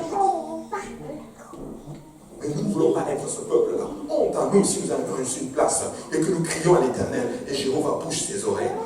Mais nous devons arriver à une place parce que nous nous sanctifions, parce que nous vivons pour Dieu, parce que nous avons ce désir ardent de voir ces âmes-là sauvées. Lorsque nous crions à Jéhovah, à Jésus-Christ littéralement, alléluia, il entend le cri de son palais, il tourne son regard vers nous et sa lumière commence à luire. Qu'est-ce que tu veux, mon enfant? Il faut que tu sauves tel, il faut que tu te souviennes de mon père, il faut que tu te souviennes de ma mère. Tu l'as fait pour les parents des autres. Pourquoi ne le fais-tu pas pour moi? Je travaille pour toi. Regardez ceci, Psaume 55, verset 7. Et moi j'ai crié à Dieu, et l'Éternel me sauvera. Écoutez, David est spécial dans les Écritures. C'était un personnage bizarre, et David. Écoutez, son cœur était dans le Nouveau Testament, mais je crois que son corps était dans l'Ancien Testament. Il était en avance sur son temps. Écoutez, David, même dans l'Ancien Testament, a marché dans le temps de la grâce. C'est comme s'il prophétise. Il dit, je crie à l'Éternel, il va me sauver. Faites ce que vous voulez, mais je crierai à l'Éternel, il me sauvera. Il avait compris que le plus important, c'était son salut. Je veux être sauvé. La trompette va sonner. Écoutez, c'est la vérité. Beaucoup ne croient plus au retour du Seigneur. Même les chrétiens ne croient plus au retour du Seigneur. Ça fait 2000 ans qu'on l'attend. Il n'est pas encore arrivé. Laissez-moi vous dire que Jésus-Christ revient bientôt. Cette trompette va sonner. Elle va sonner. Écoutez, je ne suis pas là pour faire peur à qui que ce soit, mais je ne veux pas que ça devienne de la routine, de la routine, de la routine. À un moment donné, qu'on n'y croit plus, même nous en tant qu'enfants de Dieu. Mais écoutez, ce retour est très imminent. Jéhovah est de retour. Le Seigneur Jésus-Christ est à la porte. Il est en train d'arriver. Et en ce moment, quand il viendra littéralement dans toute sa gloire, littéralement. Et il dit, lorsque je viendrai, trouverai-je de la foi sur la terre. Mes frères et sœurs, nous devons partir. Toute personne qui entre dans ces lieux doit être sauvée. C'est triste qu'après avoir entendu les paroles de la vie, que tu périsses. Il dit le soir, le matin et à midi, je soupire et je gémis, au verset 18. Et il entendra ma voix. Il me délivrera de leur approche et me rendra la paix. Vous savez, la paix, c'est quelque chose que le monde recherche. Ils ne l'ont pas. Ils mettent des organisations des Nations Unies, uniquement pour promulguer la paix. Mais laissez-moi vous dire que le monde est en train d'aller chaos et après chaos. Laissez-moi dire à quelqu'un, écoutez, qui veut la paix doit embrasser Jésus-Christ. Il est le prince de la paix. Il est même le roi de la paix. Et David l'avait compris.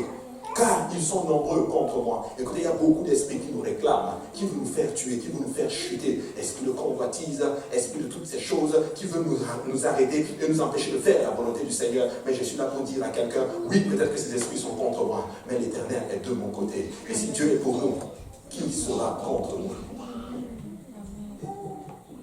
David avait compris le principe de l'invocation du nom de l'Éternel. Et si vous n'avez jamais invoqué le nom de l'Éternel dans votre vie, permettez-moi de vous dire que vous pouvez être invoqué. Ce nom va être invoqué sur vous ce soir. Alléluia. Psaume 145, verset 18 dit ceci. L'Éternel est près de tous ceux qui l'invoquent. Ça veut dire quelque chose. De tous ceux qui l'invoquent avec sincérité. Il ne s'arrête pas là. L'Éternel est près de tous ceux qui l'invoquent. Virgule. De tous ceux qui l'invoquent avec comment? Avec sincérité. Ça veut dire que quand nous crions à Dieu et que nous invoquons à Dieu, il faut que ça soit sincère. Il faut que tu le désires vraiment. Pourquoi tu le désires? Il y a des gens qui viennent juste pour la bénédiction. Ils invoquent le Seigneur pour la bénédiction. Est-ce que vous pensez, est-ce que Dieu est Dieu? Dieu connaît nos cœurs. Pourquoi tu veux telle chose? Même le salut de ta famille, pourquoi tu le désires? Ceux qui l'invoquent avec sincérité. Écoutez, pas étonnant. C'est vraiment pas du tout étonnant que la stratégie même de Satan pour tromper les gens, c'est de les appeler non pas à ne plus invoquer le nom de l'Éternel. Quand vous rentrez dans les Écritures, il y a quelque chose de particulier que le diable essaie de faire. On va juste enlever le nom de l'Éternel. Parce que si on cache le nom, quel nom vont-ils invoquer? Cachant le nom. Et il a commencé depuis Genèse.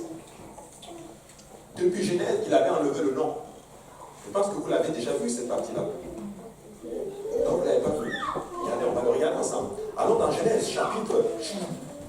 Regardez, quand vous prenez Genèse, chapitre 1, pour ceux qui ont fait l'étude biblique, chapitre 1, chapitre 2,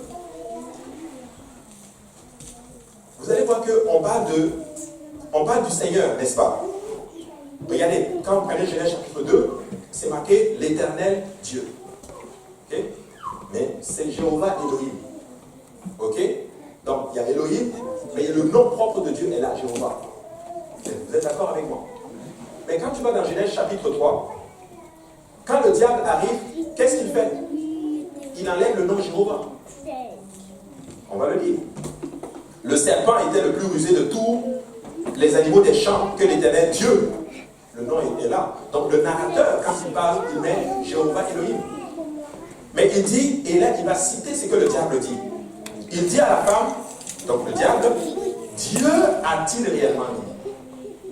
Donc le diable a enlevé quoi? L'Éternel. Il a enlevé Jéhovah. Et il a laissé Dieu. Donc aujourd'hui, tu ne dois pas invoquer le nom. Même quand tu baptises, tu dois juste dire au nom du Père, Fils et Saint-Esprit. Tu dois dire le nom de l'Éternel. Parce qu'il a compris dès le début qu'avec le nom, nous allons faire des lavages. Voilà pourquoi nous devons invoquer le nom. Ce nom doit être invoqué sur toi dans les eaux de la terre. Ce nom doit être invoqué sur toi. Et Et le diable a compris. Si j'enlève le nom, si je cache le nom, ils vont invoquer quoi? Rien du tout. Et ils seront tout le temps dans la défaite. Ils vont venir, ils vont commencer à crier. Ils ne sont pas baptisés au nom de Jésus, mais ils crient. Ils ont probablement peut-être des bénédictions. Mais à la fin des temps, Jésus leur dit, éloignez-vous de moi, vous qui commettez l'iniquité, parce que je ne vous connais pas. Parce que Dieu connaît ceux qui portent son nom. Amen. Je crois dans ce verset quand Jésus dit, éloignez-vous de moi, vous qui commettez l'iniquité. Je n'ai pas de verset cash pour le montrer, mais je suis convaincu que c'est des gens qui ne sont pas baptisés au nom de Jésus et qui vont prêcher, qui vont me faire des miracles. Parce qu'il dit littéralement, je connais ceux qui portent mon nom. Si tu es baptisé au nom de Jésus, il te connaît. Amen. C'est très important. Et il leur dit ceci, organisez-vous, travaillez, faites ces choses. Je ne suis pas contre le travail, mais ça ne doit pas prendre la place de Dieu dans ta vie. Il dit, mais n'appelez pas au nom de l'Éternel. Vous savez, le diable n'a pas peur de nous, dans le sens où de nos capacités, en d'autres termes, humaines. Il n'a pas peur de nous. Mais s'il y a une chose qu'il a peur, c'est lorsque nous nous mettons à genoux, est-ce que nous levons les mains et que son nom est invoqué sur nous et que nous commençons à crier à l'Éternel. À ce moment-là, il a peur de nous. Écoutez, si tu veux être dangereux, justement, littéralement pour le diable, il faut que tu commences à développer une relation avec le Seigneur. Il faut que tu commences à avoir une vie de prière sérieuse. Parce qu'un enfant de Dieu qui se met à genoux, laisse-moi te dire, et qui lève les mains, et qui commence à crier sincèrement d'un cœur pur au Seigneur, laisse-moi te dire que tu deviens littéralement dangereux pour le diable, et le diable a peur de toi. Vous savez, il a toujours été le signe du peuple de Dieu. Il a toujours été le signe du peuple de Dieu, justement, qu'ils invoquent le nom du Seigneur et que le Seigneur les répond. Écoutez, si tu n'invoques pas le Seigneur, une chose est sûre, certaines choses ne vont pas arriver. Bizarre, certaines promesses ne vont pas arriver si tu n'invoques pas le nom de l'Éternel. Si tu n'appelles pas Dieu, si tu ne cries pas à Dieu, certaines choses ne vont pas arriver. Vous connaissez l'histoire d'Élie. Élie a combattu les prophètes de Baal et les prophètes d'Astarté. Et il y a quelque chose de particulier qui se passe dans cette histoire. Dans cette histoire, Élie se trouve justement confronté avec eux. Et Élie va dire quelque chose justement qui représente notre Dieu. Il a dit, prenez 2 taureaux, donnez-leur un, donnez-moi-en un, et nous allons tuer ces animaux-là. En d'autres termes, ces taureaux-là. Et nous allons les mettre sur l'autel. Et on va verser de l'eau sur eux, sur les autels. Et il a dit quelque chose. Il a dit, le Dieu qui va répondre par le feu. Donc, le Dieu qui répond. Vous allez invoquer votre Dieu. Je vais invoquer le mien. Et celui qui répond, c'est lui qui sera Dieu. Amen. Donc, Dieu est Dieu, celui qui répond. Regardez 1 Roi chapitre 18, verset 23. Que l'on nous donne 2 taureaux, qu'ils choisissent pour eux l'un des taureaux, qu'ils coupent par morceaux et qu'ils placent sur le bois sans y mettre le feu, et moi je préparerai l'autre taureau. Je le préparerai sur le bois sans y mettre le feu. Puis invoquez le nom de votre Dieu, et moi j'invoquerai le nom de l'Éternel. Le Dieu qui répondra par le feu, c'est celui-là qui sera Dieu. Et tout le peuple répondit, c'est bien. Le Dieu qui répondra, c'est celui-là, en d'autres termes, qui sera Dieu. Je suis là pour dire à quelqu'un, si tu appelles Dieu et que Dieu ne répond pas, pose-toi des questions. Dieu doit répondre lorsque nous appelons. Je ne suis pas en train de dire qu'il doit nous donner exactement ce que nous voulons, mais Dieu doit nous parler lorsque nous répondons. Peut-être que ça va être un oui, peut-être que ça va être un non, peut-être que ça va être attends un peu, peut-être que ça... En tout cas, si tu invoques le nom de l'Éternel, quelque chose doit se passer. Amen. Quelque chose doit se passer. Regardez, Psaume 4 dit ceci, sachez que l'Éternel s'est choisi un homme pieux. Ça c'est David qui parle. L'Éternel entend quand je crie à lui. David était juste extraordinaire. C'est comme s'il se vantait. En d'autres termes, pour David, sa gloire à lui, c'était le fait que quand il avait une relation avec Dieu. C'est-à-dire que quand il invoque l'Éternel, Jésus, l'Éternel au monde. C'est ça notre gloire. Que celui qui se glorifie de connaître le Seigneur. Et oui. Oui, tu peux te glorifier. Mais la seule gloire que je peux tirer, c'est que ma seule gloire, c'est que je connais Jésus. Amen. Je connais Jésus. Écoutez, David est en train de montrer ici justement que les saints, c'est ceux qui invoquent le nom de l'Éternel. Regardez comme il écrit. Sachez que l'Éternel s'est choisi un homme pieux. Il entend quand je crie à lui. Donc, fait, il est en train de dire, mais moi je suis impieux. C'est pour ça qu'il entend. Pourtant, nous savons que c'était un grand. En tout cas, il a tué des gens, il a péché contre Bathsheba. Il a fait des choses imaginables. Mais il dit, je suis pieux. Pourquoi? Parce que David avait compris une chose. Il avait compris que sa piété, là, ce n'est pas de lui-même. Il avait compris que Dieu était sa force. C'était Dieu qui était sa grâce. J'ai tout par Dieu. Je peux tout par Dieu. Oui, j'ai commis des péchés. Oui, je suis tombé. Oui, j'ai fait toutes ces choses, guys. Mais vous savez quoi? Il m'a choisi. Parce que moi, je suis capable d'aller vers lui et crier à lui. Et ça me sanctifie littéralement. Nous sommes saints parce qu'il nous a choisis, mes frères et sœurs. Nous ne nous sanctifions pas par nous-mêmes. Nous sommes saints parce qu'il nous a lavés par son sang. Jésus-Christ nous a choisis. Quand on dit que vous êtes des saints, c'est parce qu'il nous a sanctifiés par son sang. Nous sommes saints par Jésus-Christ. Mais Jésus-Christ est saint par lui-même. Amen. Nous devons apprendre à être sûrs que nous sommes sous la couverture du Seigneur. Et lorsque ce nom est invoqué sur toi, laisse-moi te dire que tu vas crier à l'Éternel d'un cœur sincère et il entendra. Mais il est en train de dire et montrer aussi justement que ceux-là qui n'invoquent pas le nom du Seigneur, c'est eux-là qui sont méchants. Regardez ce qu'il dit dans le psaume 14, 4. Isaiah, il est 4, 4, 5, 7. Tous ceux qui commettent l'iniquité ont-ils perdu de sens? Ils posent une question. Regardez, ils dévorent mon peuple, ils le prennent pour nourriture. Et qu'est-ce qu'ils disent? Ils n'invoquent pas le nom de l'Éternel. C'est ce qui est écrit, n'est-ce pas? Ils n'invoquent point l'Éternel. Ils ne l'invoquent pas du tout. Écoutez, tu peux arriver à une place. Si tu vas à une place, oui, le prédicateur peut bien parler. Il peut avoir peut-être la science, il peut avoir la connaissance, la théologie. Il a été à l'université Harvard, il a étudié la théologie, il a la maîtrise, il a le doctorat. Mais laisse-moi te dire que s'il n'invoque pas le nom de l'Éternel sur toi dans les eaux de baptême pour te faire entrer dans l'alliance, littéralement, la Bible dit justement qu'il est un pécheur. C'est pas moi qui sais, c'est biblique, n'est-ce pas? Ceux qui commettent l'iniquité ont-ils perdu le sens? Ils dévorent, ils prennent pour nourriture et ils n'invoquent point l'Éternel. Regardez ce verset, Ésaïe 64, 6 dit ceci. Il n'y a personne qui invoque ton nom, qui se réveille pour s'attacher à toi. Aussi nous as-tu caché ta face et nous laisses-tu périr par l'effet de nos crimes. Il dit personne n'invoque ton nom, donc tu nous as caché ta face. Quelqu'un doit apprendre à invoquer le nom de l'Éternel. Quelqu'un doit d'abord connaître le nom de l'Éternel. Quelqu'un doit savoir que Jésus-Christ est le nom de l'Éternel. Et tu dois apprendre à invoquer son nom. Écoutez, si ça ne va pas dans ta vie, au nom de Jésus-Christ, d'un cœur sincère, cette situation doit partir. Si ta vie familiale est à terre, au nom de Jésus-Christ, ma vie familiale doit être restaurée. Si je n'arrive pas à vivre pour la gloire du Seigneur dans la sanctification, au nom de Jésus-Christ, je vivrai pour la sanctification. Je vivrai dans la sanctification. Écoutez, au nom de Jésus-Christ, j'irai au ciel. Au nom de Jésus-Christ, je serai sauvé. Je n'irai pas en enfer. Non, je ne mourrai pas. Je vivrai. Je raconterai même les œuvres de l'Éternel. Écoutez, proclame ces choses dans ta vie, mais assure-toi que le nom de l'Éternel est d'abord invoqué sur toi.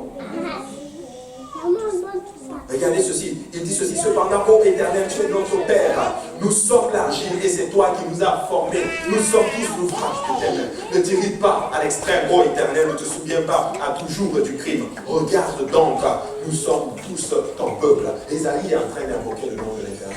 Il est en train de crier littéralement à Dieu. Il comprend justement, nous sommes tombés, mais Éternel, tu dois tourner ta face vers nous. Vous savez, les pécheurs, ils font beaucoup de choses.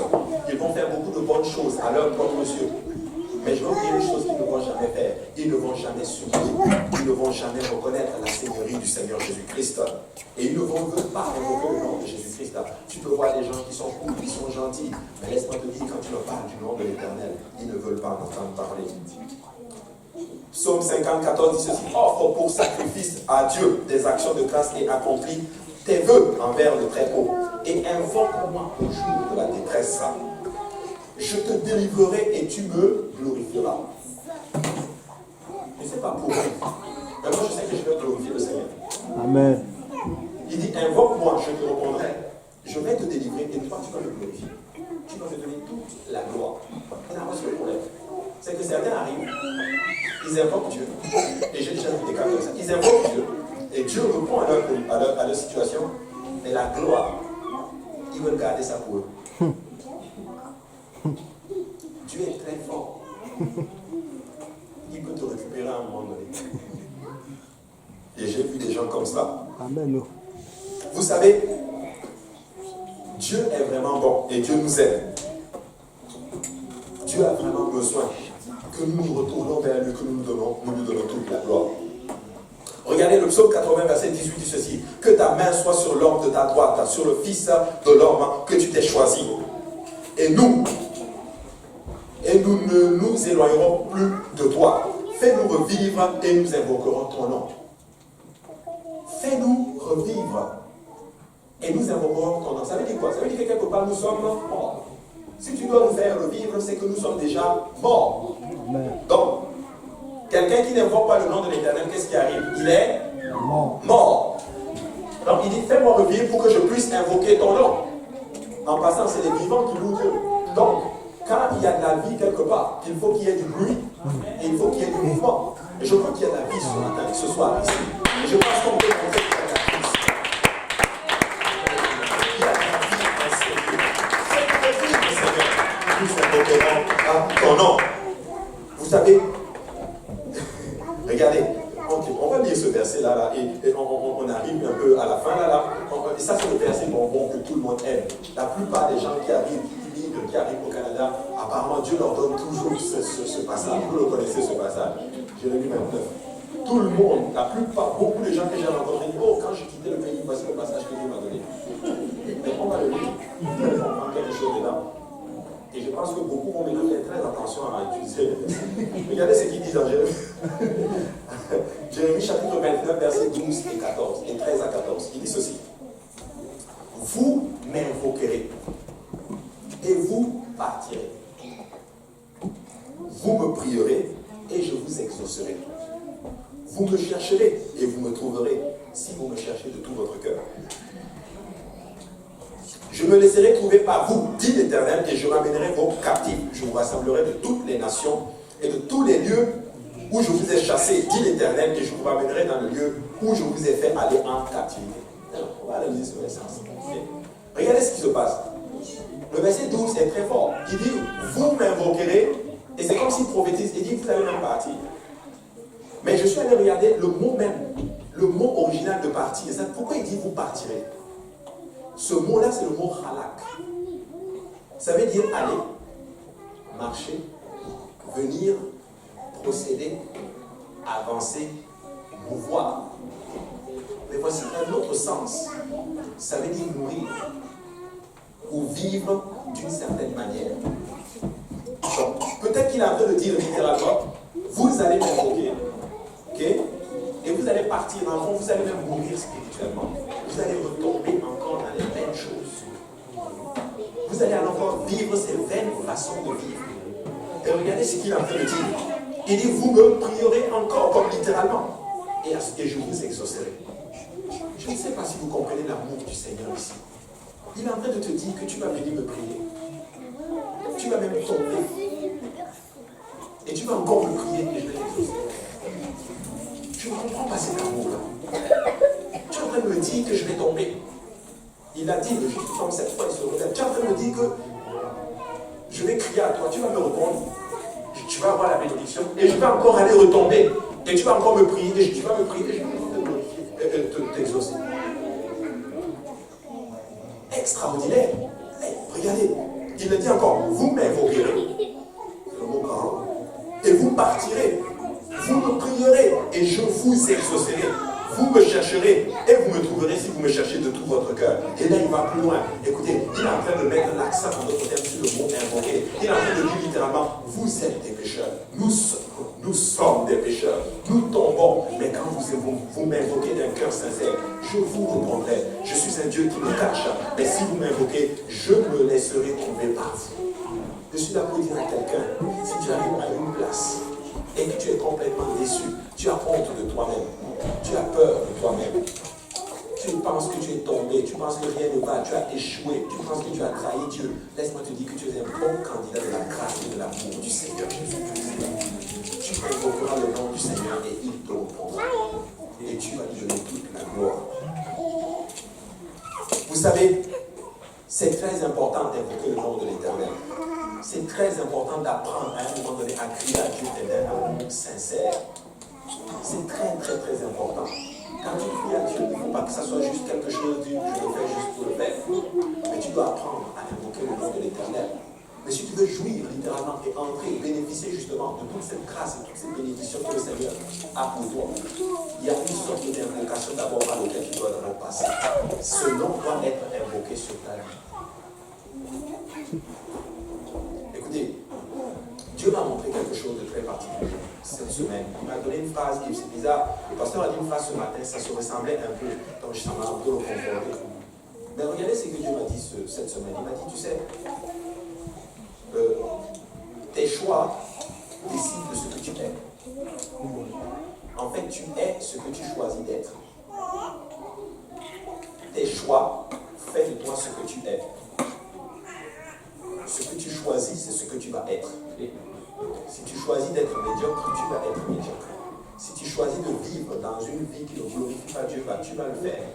Mais si tu choisis de vivre pour Dieu sincèrement, tu vas vivre pour Dieu. Si tu choisis d'être un enfant de Dieu, tu vas être un enfant de Dieu. Si tu choisis d'être un enfant littéralement du monde, tu vas être un enfant du monde. Tu es ce que tu choisis d'être. Certes, c'est vrai, nos choix sont impulsés, nos choix sont, en d'autres termes, influencés par plusieurs facteurs. Nos choix sont... Mais oui, c'est vrai. Nos choix sont influencés. Et je peux vous donner 3 facteurs qui influencent nos choix. Nous avons étudié cela, la convoitise des yeux, la convoitise de la chair, l'orgueil de la vie. Ce sont des facteurs qui influencent beaucoup nos choix. Ça penche beaucoup notre choix du côté du diable. Voilà pourquoi la Bible dit justement que la convoitise des yeux, l'orgueil de la vie et la convoitise de la chair ne vient point du Père. Ça vient du monde. Mais quand tu commences à fréquenter la maison du Seigneur, à lire la parole du Seigneur, à prier, à prendre les paroles du Seigneur, à ce moment-là, ça bascule ton choix du côté du Seigneur. Mes frères et sœurs, nous devons apprendre à invoquer le nom de l'Éternel d'une façon sincère. Quand tu cries à Dieu, est-ce que tu le fais d'un cœur sincère? Quand tu cries à Dieu, pourquoi tu cries à Dieu? C'est quoi le motif qui est derrière? Pourquoi tu veux la chose pour laquelle tu cries à Dieu? Pourquoi tu le veux? Pourquoi tu veux les papiers d'immigration? Pourquoi tu veux l'argent? Pourquoi tu veux même la santé? Est-ce que c'est pour travailler, pour avoir une santé d'enfer et aller travailler, faire de l'argent? Mais est-ce que tu veux la santé pour pouvoir être dans la maison du Seigneur et glorifier le Seigneur de toutes tes forces, de toute ton âme? Même si tu veux une maison, pourquoi tu veux une maison? Parce que tout le monde a des maisons. Pourquoi tu veux ces choses? Pourquoi tu veux la restauration dans ton âme? Pourquoi tu veux le salut de ton père? Est-ce que parce que, par exemple, le père et la mère du frère Mehdi se sont baptisés, moi aussi je veux ça? Non. Parce qu'ils doivent être sauvés. C'est pour le nom du Seigneur. Vous savez, l'Église elle-même est née dans un moment où les apôtres étaient réunis ensemble, en train d'invoquer le nom du Seigneur. L'Église est née pendant une réunion de prière. Qui est d'accord avec cela que l'Église est née pendant une réunion de prière? Maintenant, voici la question que je vais vous poser, et je crois que vous allez être d'accord avec moi.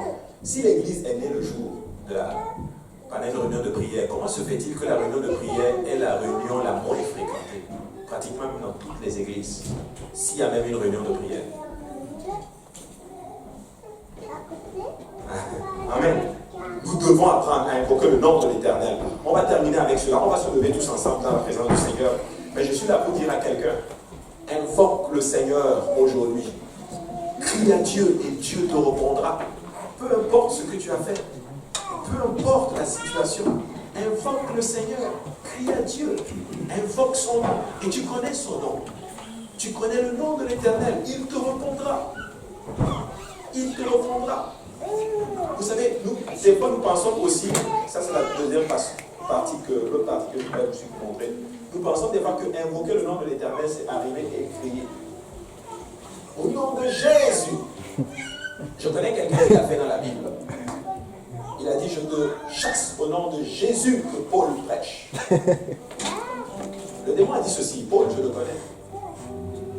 Jésus, je le connais aussi, mais toi, qui tu es? Et on a frotté. Il n'avait aucune relation avec ce nom-là. Est-ce qu'il portait même ce nom? Je ne sais pas. Aucune relation. Mais quand il criait, c'était juste en fait de la cacophonie. C'était juste en fait, comme on dit, du bruit. Mais nous ne sommes pas là pour faire juste du bruit. Amen. Nous sommes là pour faire un bruit que Dieu va entendre. Nous sommes là pour crier pour que Dieu entende de son palais. Je ne suis pas là pour crier pour rien. Parce que je ne suis pas une casserole. Je suis là pour crier pour que Dieu m'entende. Quand je viens les samedis, ici, là-bas, Dieu doit m'entendre. Sinon, il y a un problème. Est-ce que ma vie glorifie Dieu? À un point que Dieu m'entende. Est-ce que ma vie est sanctifiée de tel point que Dieu m'entende? Est-ce que tu es dans une détresse à un bon niveau que Dieu doit se tourner vers toi? Parce que tu ne peux pas invoquer Dieu et puis Dieu va te laisser comme ça. Quelqu'un doit invoquer le nom de l'Éternel. Pierre dit ceci dans Actes 2, verset 21. Quiconque invoquera le nom de l'Éternel sera sauvé. Est-ce que vous savez, l'Holocauste, ça a été justement la plus grande tricherie que le monde ait connue. Je vais vous expliquer pourquoi. Comment se fait-il que les millions de Juifs ont été exterminés par Hitler? Le plus grand fausseté dans cette affaire, c'était même pas Hitler, mais c'était ces rabbins juifs qui avaient caché le nom de l'Éternel au peuple. Parce qu'il est écrit que celui qui invoquera le nom de l'Éternel sera sauvé. Pourquoi n'ont-ils pas invoqué le nom de l'Éternel à ce moment-là? Des millions sont morts parce qu'ils ne connaissaient pas le nom de l'Éternel. Je connais le nom de Jésus-Christ. Il a payé le prix. Et j'ai une relation avec l'Éternel des armées. Et quand je crie à lui, il m'entend. Même si je tombe, même si je fais des erreurs, quand je crie à lui, il m'entend. Et il me sauve. Est-ce que Dieu t'entend ce soir? Pose-toi des questions. Est-ce que Dieu t'entend? Acte 22, 16 dit ceci. Et maintenant que tardes-tu? Lève-toi, sois baptisé, lavé de tes péchés, en invoquant le nom du Seigneur. Vous êtes là aujourd'hui que vous n'êtes pas sûr que ce nom est invoqué sur vous. Ce nom peut être invoqué sur vous. Si vous êtes là aujourd'hui et que votre relation, que ce nom est invoqué sur vous, et que vous avez une relation qui fait que ça, quand tu cries à l'Éternel, c'est bloqué, tu peux invoquer encore le nom du Seigneur et il te restaure. Amen. Amen. Alléluia. Notez le texte.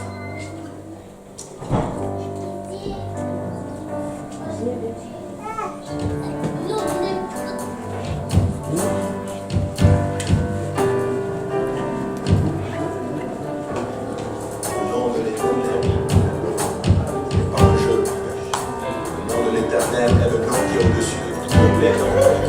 Nous connaissons le nom de Jésus-Christ. Tu dois apprendre à invoquer le nom de l'Éternel.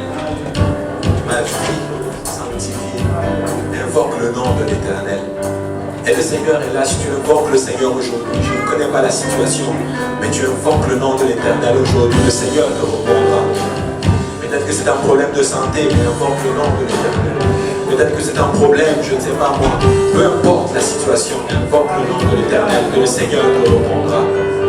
Beaucoup d'entre nous, là, je sais qu'il y a beaucoup de problèmes qui se présenter en ces lieux, mais je suis là pour dire à quelqu'un, si tu invoques sincèrement et que tu cries à Dieu, Dieu va te répondre, il va t'entendre de son palais. Il va étendre sa main sur toi aujourd'hui et il va te rencontrer au lieu même de ses besoins. Dieu, le Seigneur nous aime, le Seigneur nous aime. Invoque le nom de l'Éternel aujourd'hui.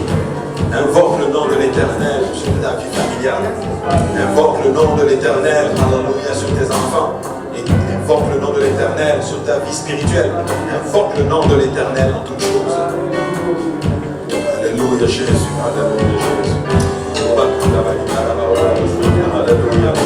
Nous invoquons ton nom, Seigneur Jésus. Alléluia, souviens-toi de nous, Seigneur Jésus-Christ. Entends nos cris, Seigneur Jésus. Alléluia. Entends nos pleurs, Seigneur Jésus. Alléluia. Entends lorsque nous crions à toi, Seigneur Jésus-Christ. Alléluia. Entends, Seigneur Jésus-Christ, Papa, aide-nous, Papa, aide-nous, Seigneur, Papa, à t'invoquer, Seigneur, par notre comportement, Seigneur, par notre relation avec toi, Seigneur Jésus-Christ. Alléluia. Alléluia, Seigneur Jésus-Christ, aide-nous, Seigneur, Papa. Nous t'invoquons, Seigneur, dans notre vie spirituelle, Seigneur. Nous invoquons ton nom, Seigneur Jésus-Christ. Alléluia. Même si nous sommes tombés, Seigneur Jésus-Christ, dans la détresse, j'invoque ton Seigneur, Papa. Alléluia. J'invoque ton nom, Seigneur, même dans la détresse. Et je sais que tu te souviendras de moi, Papa. Alléluia. Que tu te souviendras, Seigneur, de chacun de mes frères, de chacune de mes soeurs, Père éternel. J'invoque ton nom ce soir, Jésus-Christ. Alléluia. Au nom de Jésus, Alléluia. Jésus, fils de David, aie pitié de chacun de nous, Seigneur Jésus-Christ. Jésus, fils de David, prends pitié de nous, Seigneur, ce soir. Alléluia. Alléluia. J'invoque ton nom, Seigneur Jésus-Christ. Alléluia. J'invoque ton Saint-Nom, Papa. Alléluia. Alléluia. J'invoque ton nom, Seigneur. J'invoque ton nom, Seigneur Jésus. Alléluia.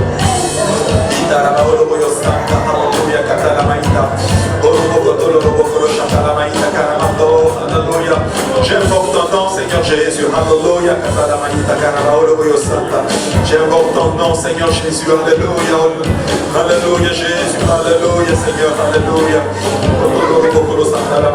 Alléluia, Jésus. Alléluia.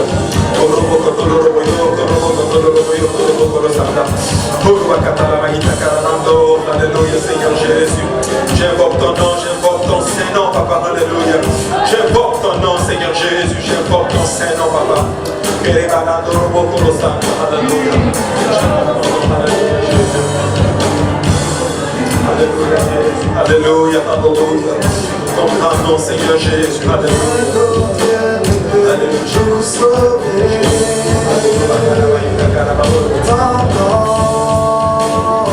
Alléluia, Jésus. Alléluia, Jésus.